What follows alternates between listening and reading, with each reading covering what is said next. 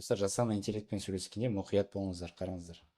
Правильно сказал. Ты надеешься, что ее не прочитают, а ее читают. Ну, знаешь, сегодня ее не могут прочитать, если ты хорошо шифруешься, ты ее не могут прочитать. Ну да, но когда ты шифруешься, ты все равно же можешь... Они прямо записывают это все. Да, конечно, я понимаю, конечно. И где ты его У меня- держать? Знаете, у меня на этот счет нет никаких иллюзий вообще. На тему того, что все, что мы обсуждаем, переписываем, это все будет когда-то Да, прочитано. оно точно, потому что оно сегодня записывается, Конечно. а значит, в будущем будет прочитано.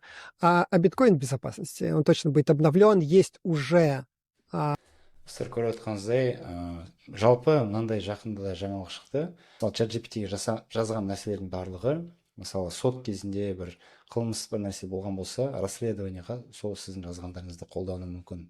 Себебі просто не сияқты, бүкіл база бар да, ChatGPT-де бүкіл база бар. Олар керек болса, базадан іздейді. Мысалы, мына туралы кім бір нәрсе жазды, кім бірдеңе сұрады деп айтады да, мысалы, қылмысқа қатысты бір нәрсені сұрайды, базадан іздейді, бірден тауып алады. Мына Азат деген кісі там мылтық оружие сатып алу туралы іздеген екен, именно осындай оружие как раз қылмыста қолданылған деп мені бірден тауып алады да, мысалы.